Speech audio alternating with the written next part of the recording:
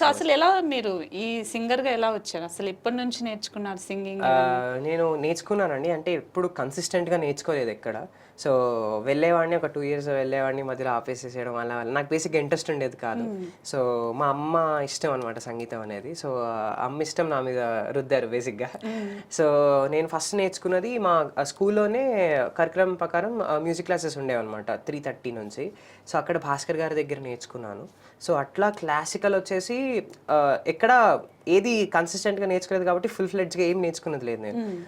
కొన్ని సార్లు క్లాసెస్‌కి వెళ్ళేవాడిని. కొన్ని సార్లు డుమ్మా వెళ్ళేవాడిని కాదు.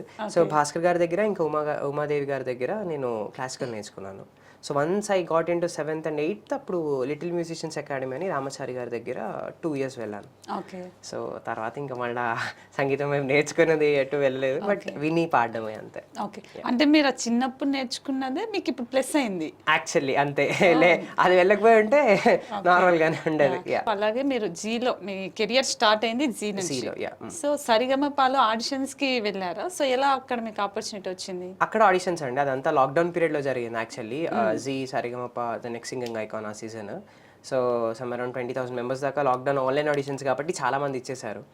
సో యూనో ఆ ఆపర్చునిటీ నాకు తెలవడానికి ఏంటంటే నేను బీటెక్ వచ్చిన తర్వాత I started performing in my college actually.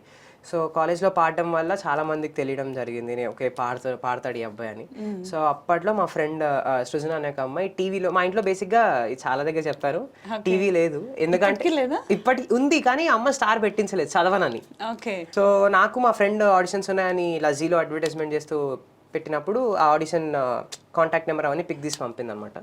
So ఆ రకంగా నేను మామూలుగా ఆన్లైన్ ఆడిషన్స్కి అప్లై చేశాను C. So that went for further steps and finally onto the Z platform and again onto Starma. Okay. అంటే మీ మమ్మీ నుంచి మీకు బాగా సపోర్ట్ ఉంది యాక్చువల్లీ. సో ఎలా తనకేమన్నా ఇష్టమా ఇలా? తనకి ఇష్టం నేర్చుకొని పాడాలని. Due to some financial status అదంతా దానివల్ల ఆ టైంలో తను నేర్చుకోలేకపోయారు బేసిక్గా. నా మీద మాత్రం గట్టిగా నేను వద్దు వెళ్ళనమ్మా అని కదాను అని చెప్పిన వినకుండా పంపించేవారు అనమాట. చాలా ఫోర్స్ చేసేవారు. సండే వస్తే క్లాసెస్కి వెళ్ళాలి. నాకు సండే ఒక్కరోజే దొరికేది ఆడుకోవడానికి.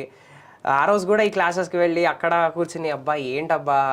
సో ఆ రకంగా ఉండేవాడిని. బట్ వన్స్ నేను కొంచెం పర్ఫార్మెన్సెస్ అనేవి ఇచ్చిన తర్వాత క్రౌడ్స్లో వాటిలో నాకు ఒకేసారి క్రౌడ్ పుల్లింగ్ అంటే బాగా ఇంట్రెస్ట్ వచ్చింది.